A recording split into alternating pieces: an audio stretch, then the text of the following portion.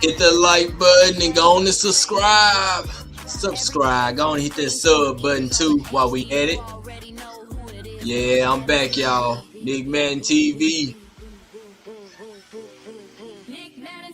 Hey, let's go, y'all.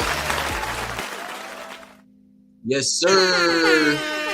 Hey, welcome back again, y'all, to the Nick Madden TV. Today, as you can see it in the title, Heat Check.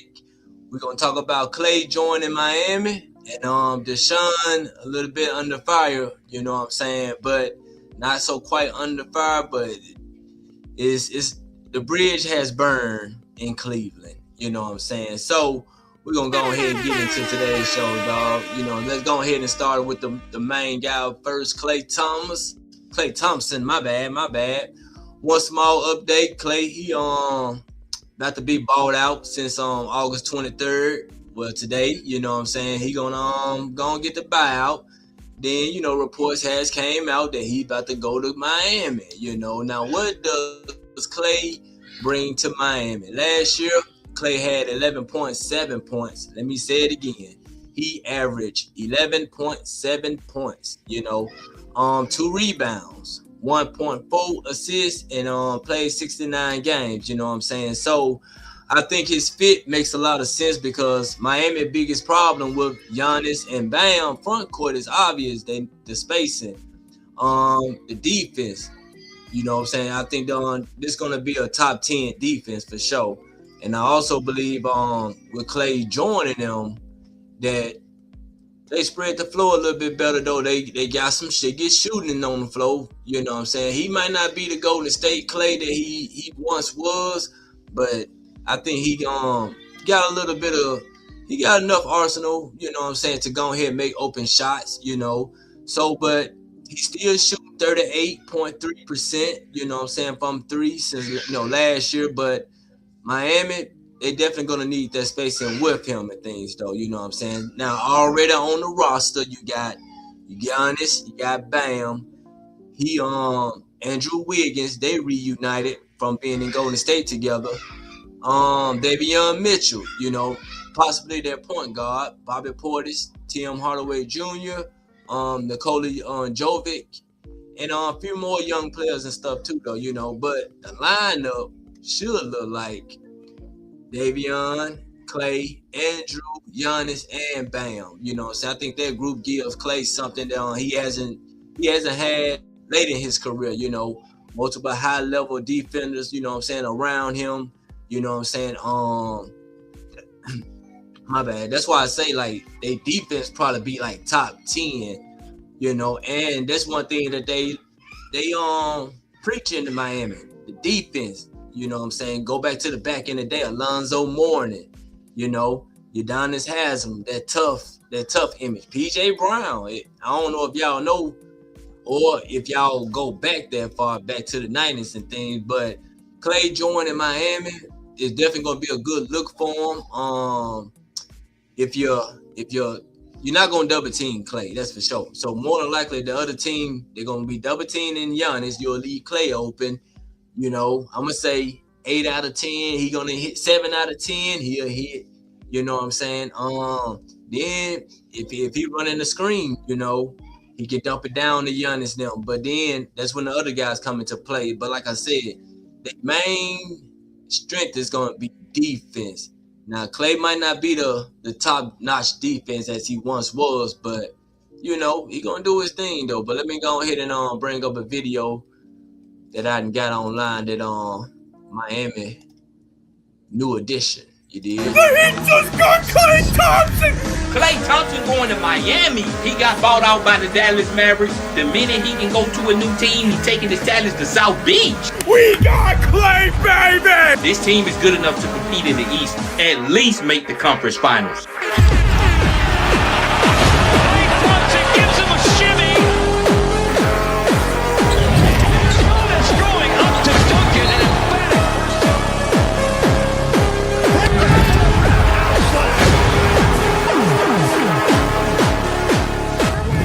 These boys might do some stuff now. We gotta remember now, they ain't their younger self, but I think they're gonna be able to put up, you know what I'm saying? We'll see how this junk goes out. look like they can be their starting five. You know what I'm saying? So where do we see Miami gonna end up in the East? You know what I'm saying? How high, how low? You know, might be middle of the pack. You know, this gonna be their first time rolling, but Eric Spoelstra, I think he can definitely get this team on the right track. You know what I'm saying? No big egos and things like that. So hey, South Beach might be back on the map now. You know what I'm saying? We got the East. We got a lot of veteran pieces that moved over there, you know, but you know, Giannis still in the East, you know, coming from the Bucks. But joining Miami, joining Bam, got Klay now, got Wiggins, got a few more pieces and stuff. I think Miami definitely gonna be something to deal with too, though. You know what I'm saying? So we'll be looking out. Can't wait for the NBA season to get here so we can see what they gonna do. All right. So let's go ahead and push forward. Let's go and talk about our next topic that we got. Deshaun under fire. Is Cleveland? My bad. This might be the end of it. This might be the end for Deshaun in Cleveland. You know what I'm saying? So I don't really know how it gonna pan out. You know what I'm saying? Either he stay or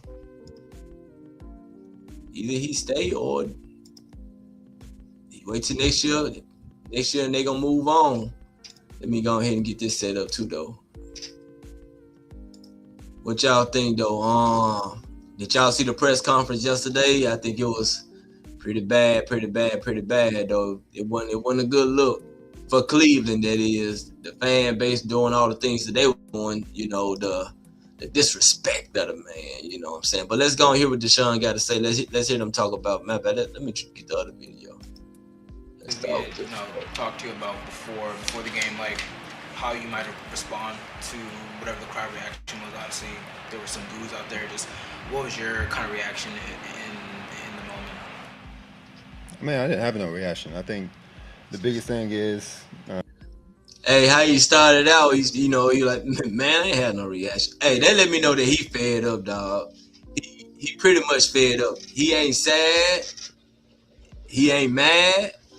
He pretty much like, man, I don't care. I don't care no more. You know what I'm saying? I don't care if they boo me or not, man. I'm here for the organization, and I mean, it is what it is at this point. I think you guys know too, and I think the whole world knows. It has nothing to do about the performance. Right. It's a little bit personal than that. So, I think it's a disrespectful thing. Yeah, I mean, I'm going to keep whatever I feel with me and my family internally on how I feel about that. And yeah, just move on. But don't you think, Deshaun, that winning and playing better would eliminate some of that booing? I don't even think even the winning, like I said, no people made their decision. They don't like them for the personal reasons that they don't like them. But to y'all, man, I mean, look, the man that went through his trials and, you know, he didn't get found, however the case may be, not guilty. It ain't for y'all to judge no more, man. However it is, I mean, you got that much hate up in you, man. You spend more energy hating than just not even thinking about it, not paying any attention, though. You know what I'm saying? So, man, even with them booing him and things like that, dog, of course I didn't respect that either, though. You know what I'm saying? So, but if it's something you don't like, just don't pay attention to it. You know what I'm saying? Or if it's something you're not rocking with, just don't even pay attention to it. You ain't got to show your boos. I mean, that just is worse. I mean, that just still showing that somebody said that when you're booing them, just ugly cheerleaders. Hey, if they booing you, they ugly cheerleaders. That's all. Hey, that's what I heard. That's what it was. But anyway, back to Deshaun though, man. Hey, I think his time here in Cleveland has came and gone. Although he's still under contract for one more year, I know he pretty much can't wait to get out of it. But the footage that he put out yesterday when the performance, you know what I'm saying? He also still fighting for NFL career. Now I'm not saying another franchise gonna bring him in as a franchise, but I do still think that he could be a good backup quarterback. You know, just in case if your one go down, I think he should come in and he can lead the team now. You know what I'm saying? So that's why I think his next position might be, you know what I'm saying? But all the boos and all that stuff, man, y'all ain't got to show the hate like that, though. All right, let's keep it going. I got another video.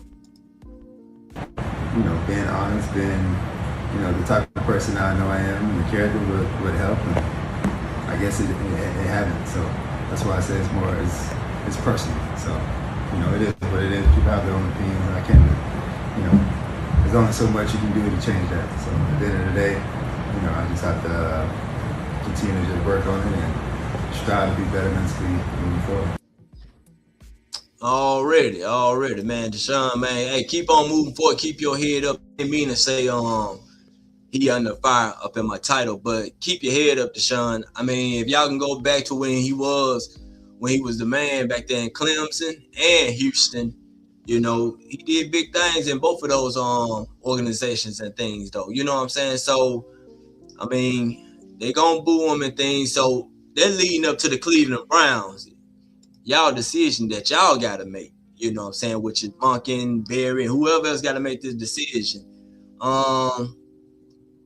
You really gotta put Shador out there now, though. You know what I'm saying? You don't want to just start your season off with the fan base.